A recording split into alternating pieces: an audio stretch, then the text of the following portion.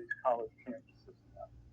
Young people who don't really have a solid identity, don't feel that they belong to a community, don't have strong family ties, and they derive their confidence and their identity from another source. And therefore, when you see a whole bunch of people, moving in one direction, you say, well, that must be the right direction. And off you go, sort of like the fly with the flypaper. All those flies can't be wrong, so I'm going to go down there too. That's what's happening when you're not solidly grounded. That's what a family does. As you well know, with your family history, having a place that you belong and having people who you know are always going to be on your side, who are always going to care for you and be looking out for your best interests, who are going to make sure that you understand who you are, where you came from, what your history is, and how valuable you are. When people don't have that, I really feel for them because they become so easily swayed and carried away by whatever wind is blowing at that particular time. And unfortunately, particularly in certain communities in our society, like the Black community, there has been, unfortunately, a lot of trauma to the family, particularly in terms of the role that the men have played. And you have 70% of those babies born out of wedlock. 64% grew up in single-parent homes. They don't get the benefit of having that strong, nurturing, and supportive family. And they look for that in other places. And that's why you see the tremendous amount of violence. You see these young men who really don't respect the rights and the lives of other people. Where does that respect come from? That respect comes from the family. You learn that there are other people in the world besides yourself, that they may not always think like you, and you learn to respect their opinions and to value them as fellow human beings. But when you don't have that in your family, you're very unlikely to get it anywhere else. Some would say that our parents were not restricted and limited by the government in raising their children. I remember reading the Bible where you talked about the school and prayer in school and how the parent protested. And eventually, all the way to the Supreme Court, is how prayer was removed from the classroom because it felt like it was not inclusive. And so we got into the separation of church and state. And so the point that I'm making, which you address in your book, no matter what parents and families are doing, the family, faith, and the institution itself is constantly under attack and being marginalized. The Perilous Fight, Dr. Ben and Candy Carson's latest book, to the broadcast. What was the inspiration for this book, and why did you title it The Perilous Fight? The inspiration came from seeing what's happening to our country, seeing how we're becoming increasingly divided, and recognizing from the history of the world where that leads. And saying, do we have to inexorably go down the same path as everyone else? Or can we change it? Can we help people to actually recognize who the real enemy is? Your real enemy is your next door neighbor who has a yard sign that's different than yours. That's your neighbor, your friend, your colleague. We are not enemies. That's an acrostic that I use all the time. WANE. We are not enemies. Wayne. For a long time, we allowed hatred and division to pull us apart. Now it's time to let it wane. And I really felt that in order to win this battle that we went for the soul of America, we are going to have to make sure that people understand who the enemy is, who the real enemy is. And, you know, when it comes to the government, for instance, our founders studied every governmental system that ever existed in the history of the world. And they were eclectics. They took the good stuff and they left the bad stuff. Their attempt was to create a country where our freedoms would be maintained indefinitely. One of the things that they noted as they studied all these governments is that all governments, regardless of how they start and how lofty their goals are, they tend to move in the same direction.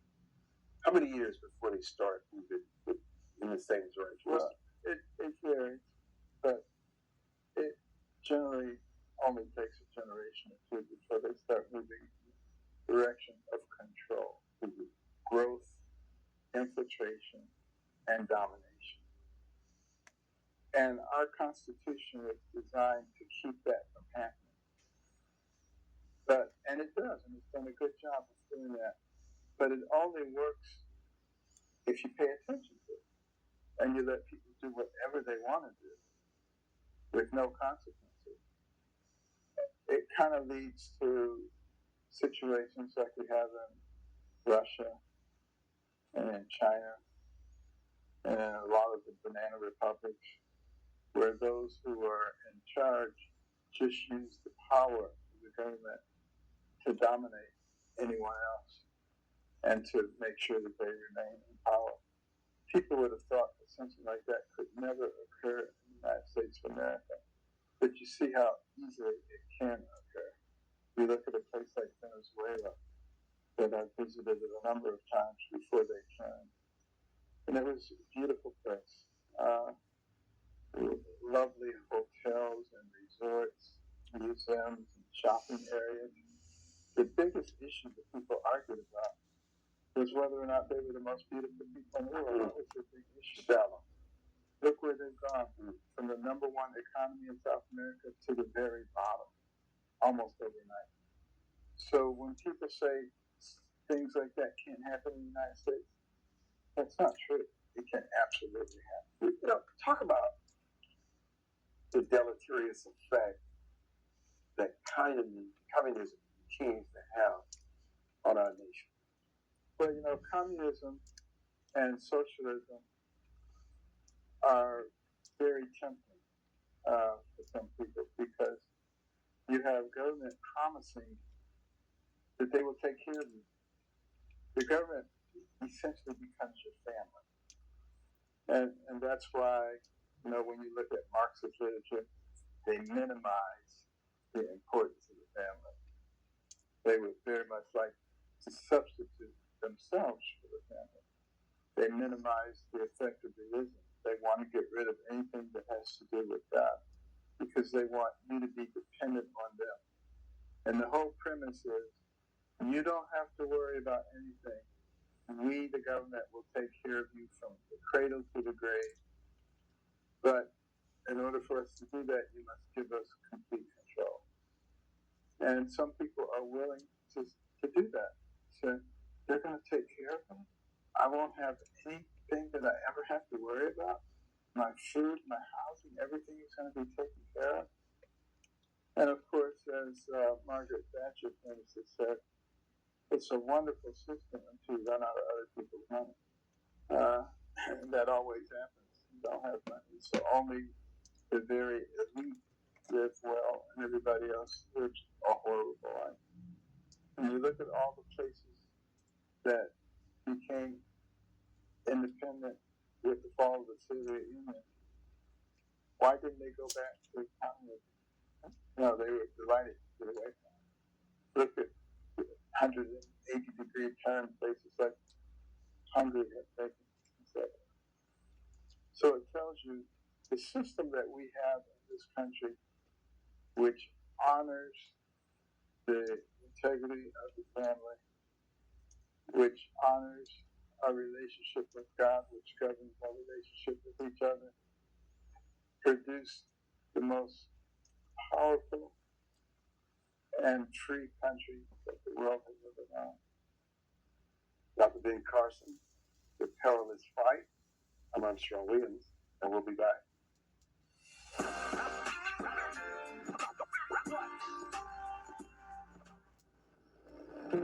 I didn't ask to lose my mother or to be abused at 5 years old.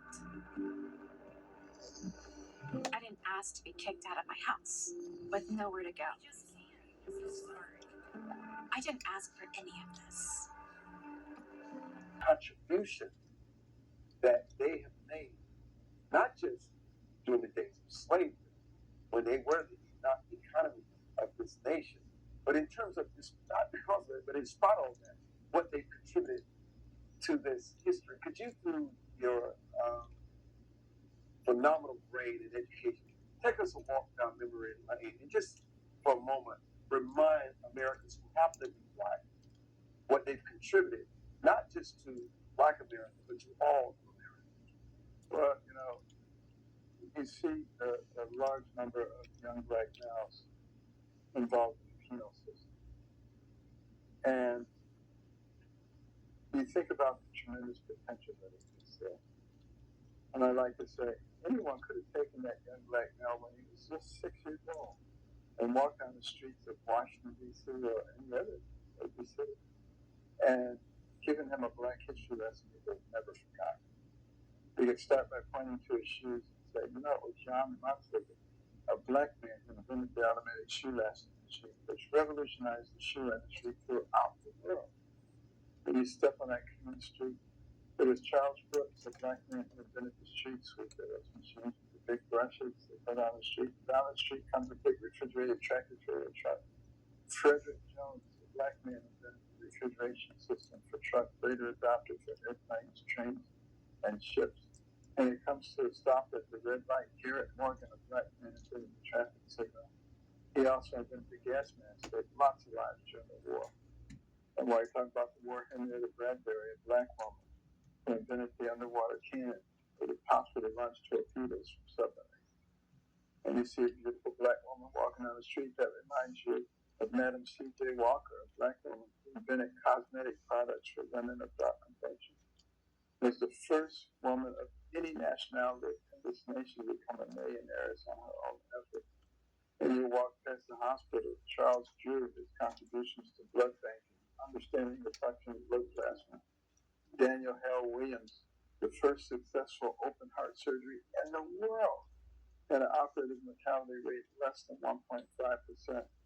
We look up at the surgical light, Thomas Edison. Well, he wasn't black, but his right-hand man, Lewis Latimer, was. How Lewis Latimer invented the filament that made it possible for a light bulb to work for more than 2 or 3 days. Lewis Latimer invented the electric lamp. Lewis Latimer diagrammed the telephone for Alexander Graham Bell. Was a tremendous inventor and intellect. Most people never heard of him. You go by the railroad tracks. Andrew Beard, the automatic railroad car company, spurred on the Industrial Revolution. Elijah McCoy, the automatic lubrication system for locomotive engines. And people were always trying to imitate what he did. So people, when they bought something, they say, is that a McCoy? Is that the real McCoy? That's where the term comes from. You've got racist people using that term that don't even know who they're paying homage to. That's just barely scratching the surface of the contributions that black people have made to this country. But one of the points that I emphasize in the book also is that every group has contributed to our country. We could take that walk down the street for a lot of different groups and point out all kinds of things that were contributed by that group. Our diversity is not a problem. It is a tremendous advantage. And we have to stop letting people foment hatred between the different groups. It doesn't make any sense. And really, when you stop and think about it, would you actually be happier if everybody looked just alike? In some cases, that would be a disaster. So we should be happy that God was gracious enough to give us variety. It adds spice to life. It's a good thing. It's not a bad. Thank you enough. The hour has gone by so fast. And we haven't even scratched the surface of the book because you have so much to say in this book. We just appreciate your wisdom, your calmness, and your being unwavering in your faith. You're so solid in believing that God lives and that we must follow his 10 commandments and not 10 suggestions. In the minute that we have left, what are the surprises in yours and your wife's Candy's new book that may surprise me? I think one of the things that may surprise people is that conservative values are not mean, and we like people. We love people. We want people to be successful, and we don't want to create conflict and hatred. We want to bring people together. We want to emphasize opportunity. We don't necessarily want to take from one and give to another, but we want to make sure that everybody has opportunity to be successful. And sometimes when you listen to some of the propaganda, you won't get that impression. A lot of times when I speak, people will come up to me and they'll say, "You're nothing like what they said you were. You're actually a nice person. We actually like you." But you wouldn't get that impression. That's why they try to keep you off of university campuses. Because when the young people actually hear a different alternative other than the hatred and the spite and the grievance, they might be favorably affected. You know, you must go out and buy their latest book. How many books have you written on Dr. Turner? It's insane, by the way. That's about 15 or something. 15 books. How many bestsellers? I think 6 or something. 6 bestsellers, and this certainly will become a bestseller. Dr. Ben Carson, The Perilous Fight, with he and his wife, Kevin Carson. Thank you so much for joining us for this edition of the Armstrong Show. And thank you for watching.